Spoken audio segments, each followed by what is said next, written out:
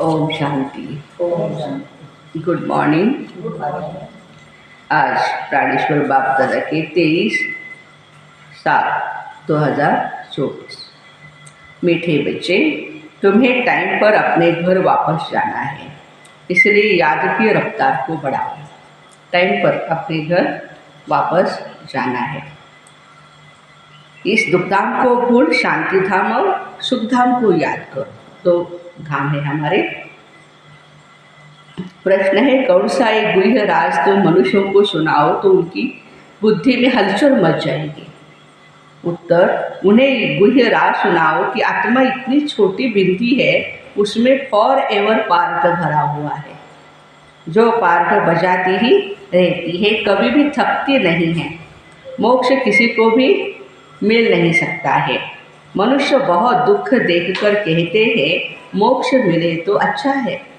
दुख देख कर के कहते हैं मोक्ष मिले तो अच्छा है, लेकिन अविनाशी आत्मा पार्ट बजाने के बिना रह नहीं सकती है। इस बात को सुनकर उनके अंदर हलचल मच जाएगी। ओम शांति। मीठे मीठे रूहानी बच्चों को बाप समझाते हैं, यहाँ तो है ही रूहानी बच्चे। बाबा रोज रोज समझाते हैं बरोबर इस दुनिया में गरीबों को कितना दुख है। अभी यह फ्लड्स आदि होती है तो गरीबों को दुख होता है, उनके सामान आदि का क्या हाल हो जाता है, सब पता है ना। अभी हमारे सामने कोल्हापुर की भी पूरग्रस्त स्थिति है। महापुर आएगा, अभी फ्लड्स आएगा। दुख तो होता है, अपार दुख है। साहूकारों को सुख है, परंतु वह भी अल्पकाल के लिए। साहूकार भी बीमार पड़ते हैं, मृत्यु भी बहुत होती है। आज फलाना मरा, आज ये हुआ, आज प्रेसिडेंट है, कल गद्दी छोड़नी पड़ती है। घेराव कर उनको उतार देते हैं, ये भी दुख होता है। बाबा ने कहा दुखों की लिस्ट निकालो, निकाली थी ना सवेरे। किस किस प्रकार के दुख है इस दुख धाम में। तुम बच्चे सुखधाम को भी जानते हो, दुनिया कुछ भी नहीं जानती। दुखधाम सुखधाम की भेंट वह नहीं कर सकते हैं। बाबा कहते तुम सब कुछ जानते हो, यह मानेंगे कि बरोबर कहते तो सच। यहाँ जिसको बड़े बड़े मकान हैं, एरोप्लेन आदि है, वो समझते कलयुग को अजून 40,000 वर्ष चलना है। बाद में सतयुग आएगा, घोर अंधियारे में है ना। अब उन्हों को नज़दीक ले आना है, बाकी थोड़ा समय है। कहाँ लाखों वर्ष कहते हैं, कहाँ तुम 5,000 वर्ष सिद्ध कर बतलाते हो। ये 5,000 वर्ष के बाद चक्र रिपीट होता है। ड्रामा कोई लाखों वर्ष का थोड़ी होगा। तुम समझ गए हो, जो कुछ होता है वह 5,000 वर्ष में होता है। तो यहाँ दुखदा में बीमारियां आदि सब होती है। तुम तो मुख्य थोड़ी बातें लिख दो, स्वर्ग में दुख का नाम नहीं। अब बाप समझाते हैं मौत सामने खड़ा है। यह वही गीता का एपिसोड चल रहा है। जरूर संगम युग पर ही सतयुग की स्थापना होगी। बाबा कहते मैं राजाओं का राजा बनाता हूँ, तो जरूर सतयुग का बनाएंगे ना। तो कलयुग का बनाएंगे राजा? सतयुग का बनाएंगे। और कलयुग का राजा बनने में अभी किसी को इंटरेस्ट है? नहीं है। बाबा अच्छे से समझाते हैं। अब हम चाहते हैं अपने सुखधाम। बाप को ले जाना पड़े। जो निरंतर याद करते हैं वही उच्च पद पाएंगे। उसके लिए बाबा युक्तियाँ बतलाते रहते हैं। याद की रफ्तार बढ़ाओ। कुंभ के मेले पर भी टाइम पर जाना होता है, तुमको भी टाइम पर जाना है। ऐसे नहीं कि जल्दी जल्दी जा कर के पहुँचेंगे, नहीं। ये जल्दी जल्दी करना अपने हाथ में नहीं है। अभी हमें लगता है कि चले परम धाम, थोड़े जाएंगे ऐसे। जब तक अपना अकाउंट क्लियर नहीं होता है, हमारी शतोप्रधान अवस्था नहीं होती है, नहीं जा सकते। तो अभी याद की, उसके लिए बाबा कहते रफ्तार को बढ़ाना होगा। ये तो ड्रामा की नूंद है, महिमा सारी ड्रामा की है। यहाँ कितने जीव जंतु आदि दुख देने वाले हैं। सतयुग में यह होते नहीं। मच्छर के कारण डेंगू है, मलेरिया है, कितनी बीमारियाँ आती है। अंदर ख्याल रहता है वहाँ यह होगा। सतयुग तो याद आता है ना। सतयुग की स्थापना बाबा कराते, पिछाड़ी में सारा नक्शल में ज्ञान बुद्धि में आ जाता है। जैसे बीज कितना छोटा और झाड़ कितना बड़ा होता है, वह तो है ही जड़ चीज़, यह है चैतन्य। इनका किसको भी पता नहीं है। कल्प की आयु लंबी चौड़ी कर दी है। भारत ही बहुत सुख भी पाता है, देखो, तो दुख भी भारत ही पाता है। बीमारियां आदि भी भारत में अधिक है, बाकी के देशों से भारत में बीमारियां भी, पॉपुलेशन भी ज़्यादा है और बाबा कहते हैं कि बीमारियां भी ज़्यादा है। यहाँ मच्छरों सदृश मनुष्य मरते हैं, क्यों? आयु छोटी है। यहाँ की सफाई करने वाले और विलायत की सफाई करने वालों में कितना फर्क है, कोई किचड़ा नहीं करेगा। अब यहाँ चलते चलते हमारे रास्ते देखो कैसे है, साफ सुथरे है, कितनी गंदगी पड़ी रहती है। विलायत में सारी इन्वेंशन यहाँ आती है। विलायत से सतयुग का नाम है पैराडाइज, वहाँ सब सतो प्रधान है, तुमको सब साक्षात्कार होंगे। यह है अब संगम युग, जबकि बाप बैठ समझाते रहेंगे, नई नई बातें सुनाते रहेंगे बच्चों को। बाबा कहते दिन प्रतिदिन गुए बातें सुनाता हूँ। आगे थोड़े ही पता था बाबा इतनी बिंदी है छोटी सी, उनमें ये सारा पाठ भरा हुआ है फॉर एवर, सदा काल के लिए। फॉर एवर माना सदा काल के लिए। तुम पाठ बजाते आए हो, तुम किसको भी बताओ तो बुद्धि में कितनी हलचल हो जाएगी। ये क्या कहते हैं, इतनी छोटी बिंदी में सारा पाठ भरा है, जो बजाते ही रहते हैं, कब थकते ही नहीं हैं, किसको भी पता नहीं। अभी तो बच्चों को समझ पड़ती है, आधा कल्प है सुख, आधा कल्प है दुख। बहुत दुख देखकर ही मनुष्य कहते हैं अभी मोक्ष पा ले। तुम जब सुख में शांति में होंगे, वहाँ थोड़े ऐसे कहेंगे कि हमें मुक्ति मिले, मोक्ष मिले, नहीं कहेंगे, और ये बातें भी नहीं होंगी वहाँ। सुख जो है वो सबका अच्छा लगता है ना। तो बाबा कहते हैं कि ये सारी नॉलेज तुम्हारी बुद्धि में है। जैसे बाप बीज होने के कारण उसके पास सारे झाड़ की नॉलेज है, झाड़ का मॉडल रूप दिखाया, बड़ा थोड़े दिखा सकते हैं, बुद्धि में सारी नॉलेज आ जाती है। तो तुम बच्चों की कितनी विशाल बुद्धि होनी चाहिए, ब्रॉड माइंडेड।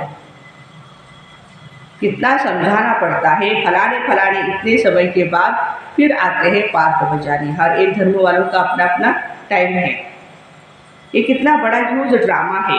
ये सारा ड्रामा तो कभी कोई देख भी नहीं सकते, इम्पॉसिबल है। दिव्य दृष्टि से तो अच्छी चीज़ देखी जाती है, गणेश जी है, हनुमान जी है, ये सब है भक्ति मार्ग के देवताएं। परंतु मनुष्यों की भावना बैठी हुई है ना, तो छोड़ते नहीं।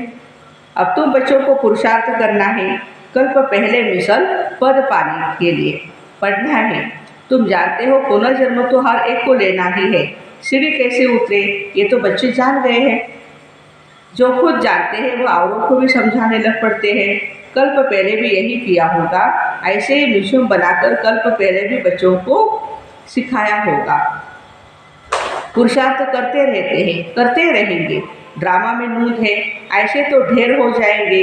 गली गली घर घर में ये स्कूल होगा, वो भी ऑफिशियल होना चाहिए। ऐसे नहीं बाबा ने कहा है तो बस बहनों से रूट करके अपने घर में चालू कर दिया और बोल रहे गली गली में बाबा का क्लास होगा। नहीं, ऑफिशियली होना चाहिए, सेंटर के थ्रू ही होना चाहिए, तभी उसको मान्यता मिलेगी, नहीं तो नहीं मिलेगी। तो बाबा कहते हैं कि है सिर्फ धारणा करने की बात। बोलो तुम्हारे दो बाप है, बड़ा बाप कौन ठहरा? उनको ही पुकारते हैं, रहम करो, कृपा करो। बाबा कहते हैं मांगने से कुछ भी नहीं मिलेगा। हमने तो रास्ता बता दिया है, मैं आता ही हूँ रास्ता बताने। सारा झाड़ तुम्हारी बुद्धि में है। बाप कितनी मेहनत करते रहते हैं। बाकी बहुत थोड़ा टाइम बचा है। मुझे सर्विसेबल बच्चे चाहिए, घर घर में गीता पाठशाला चाहिए। हाँ, सर्विसेबल बच्चे चाहिए।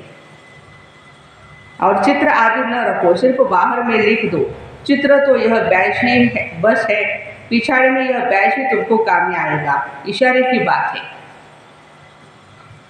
मालूम पड़ जाता है बेहद का बाप जरूर स्वर्ग रचेंगे। तो बाप को याद करेंगे तब तो स्वर्ग में जाएंगे ना। ये तो समझते हो हम पतित है, याद से ही पावन बनेंगे और कोई उपाय नहीं। स्वर्ग है पावन दुनिया, स्वर्ग का मालिक बनना है तो पावन जरूर बनना पड़ेगा। स्वर्ग में जाने वाले फिर नरक में गोते कैसे खाएंगे?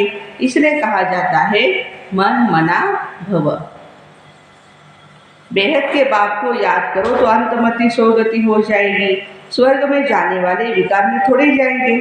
भक्त लोग इतना विकार में नहीं जाते। सन्यासी भी ऐसे नहीं कहेंगे कि पवित्र बनो, क्योंकि खुद ही वो शादियां कराते। सन्यासी खुद पवित्र है और फिर क्या करते हैं? दूसरों की शादियां कराते हैं। वे गृहस्थियों को कहेंगे मास मास में विकार में जाओ। ब्रह्मचारियों को ऐसे नहीं कहेंगे कि तुम्हें शादी नहीं करना है। तुम्हारे पास भी गंधर्व विवाह करते हैं, फिर भी दूसरे दिन खेल खलास कर देते। माया बहुत कशिश करती है। तो पवित्र बनने का पुरुषार्थ इस समय ही होता है। फिर है प्रारब्ध।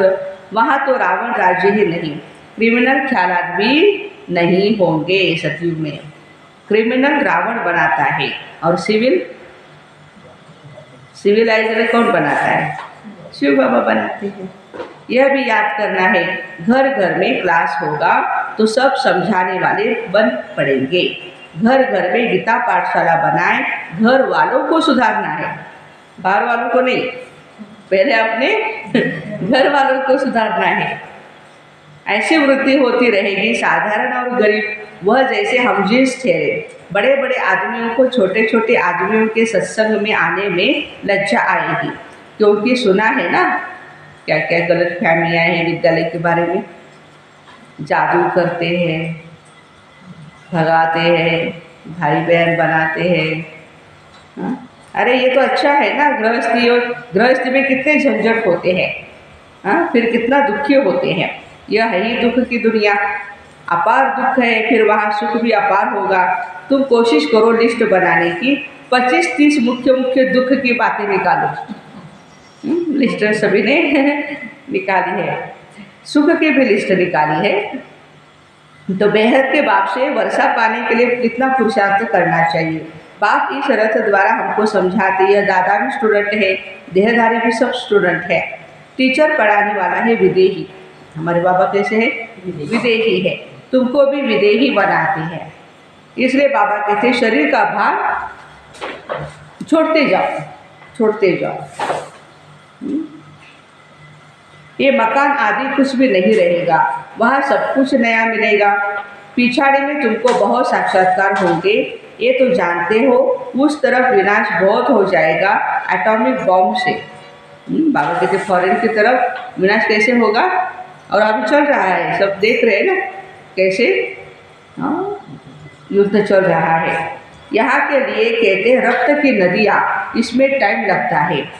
यहाँ का मौत बहुत ही बड़ा खराब है।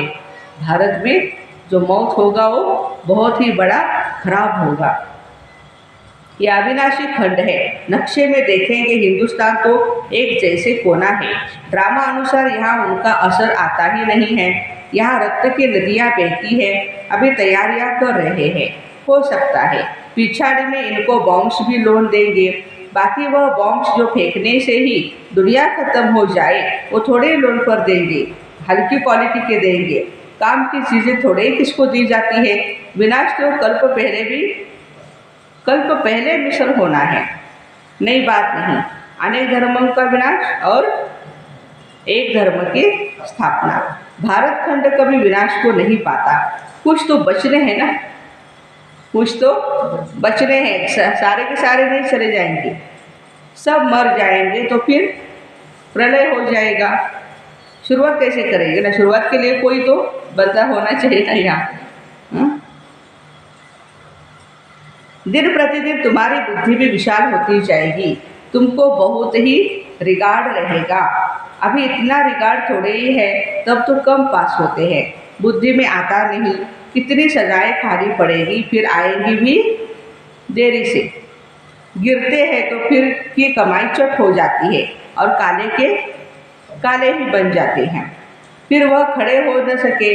कितने जाते हैं, कितने जाने वाले भी हैं, अभी भी जाएंगे। खुद भी समझ सकते इस हालत में शरीर छूट जाए तो हमारी क्या गति होगी। समझ की बात है ना।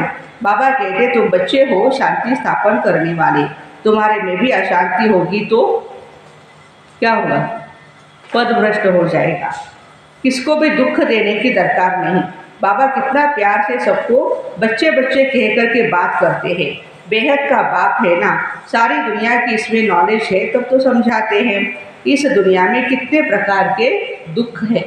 फिर बाबा उसी बात पर आए, ढेर दुख की बातें तुम लिख सकते हो, जब तुम यह सिद्ध कर बताएंगे तो समझेंगे हाँ ये बिल्कुल ठीक बता रहे हैं। ये अपार दुख तो सिवाय एक बाप के और कोई दुख ये दूर नहीं कर सकता है। सारे के सारे दुख देने वाले बैठे हैं, लेकिन दूर करने वाला एक ही परमात्मा है। दुखों की लिस्ट होगी तो कुछ न कुछ बुद्धि में बैठेगा, बाकी तो सुना अनसुना कर देंगे। उनके लिए गाया जाता है, रीढ़ भेड़ क्या जाने साज से। बकरियाँ उनको अच्छी तरह से श्रृंगार करो, क्या समझ में आएगा उनको। बाबा समझाते हैं तुम बच्चों को ऐसा गुलगुल बनना है, कोई अशांति गंदगी नहीं होनी चाहिए। अशांति फैलाने वाले देह अभिमानी ठहरे, उनसे तुम्हें दूर रहना है।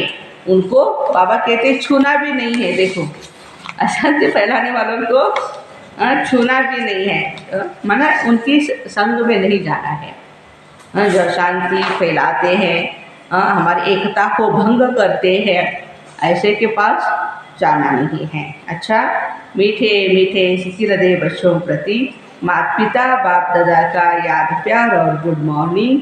रूहानी बाप की रूहानी बच्चों को नमस्ते। रूहानी माता पिता बाप दादा को याद प्यार गुड मॉर्निंग और नमस्ते। वाह बाबा वाह, शुक्रिया बाबा शुक्रिया। धारणा के लिए मुख्य सार है, जैसे पढ़ाने वाला टीचर विदेही है, उसे देह का भान नहीं है, ऐसे विदेही बनना है। शरीर का भार छोड़ते जाना है। क्रिमिनल आय को बदल सिविल आय बनानी है। दूसरी पॉइंट, अपनी बुद्धि को विशाल बनाना है। सजाओं से छूटने के लिए बाप का व पढ़ाई का रिगार्ड रखना है। सजाओं से छूटने के लिए बाप का और हमारी पढ़ाई का रिगार्ड रखना है। कभी भी किसी को दुख नहीं देना है, अशांति नहीं फैलानी है। आज का वरदान, ब्राह्मण जीवन के नेचुरल नेचर द्वारा पत्थर को भी पानी बनाने वाले मास्टर प्रेम के सागर भव। जैसे दुनिया वाले कहते हैं प्यार पत्थर को भी पानी कर देता है, ऐसे आप ब्राह्मणों के नेचुरल नेचर मास्टर प्रेम का सागर है। आपके पास आत्मिक प्यार, परमात्मा प्यार की ऐसी शक्ति है जिससे भिन्न भिन्न नेचर को परिवर्तन कर सकते हो। जैसे प्यार के सागर ने अपने प्यार स्वरूप के अनादि नेचर से आप बच्चों को अपना बना दिया, ऐसे आप अभी मास्टर प्यार के सागर बन विश्व की आत्माओं को सच्चा निस्वार्थ आत्मिक प्यार दो। सच्चा निस्वार्थ और आत्मिक प्यार, दैहिक प्यार नहीं, आत्मिक प्यार दो तो उनकी नेचर परिवर्तन हो ही जाएगी। आज का स्लोगन है, अपनी विशेषताओं को स्मृति में रख, उन्हें सेवा में लगाओ तो उड़ती कला में उड़ते रहेंगे। जो भी हमारी विशेषताएं हैं उसको सेवा में लगानी है और फिर बाबा कहते हैं कि उड़ती कला में उड़ते रहेंगे। तो ऐसे ब्राह्मण जीवन की नेचुरल नेचर द्वारा पत्थर को भी पानी बनाने वाले मास्टर प्रेम के सागर भाई बहनों को Om Shanti. Have a nice day.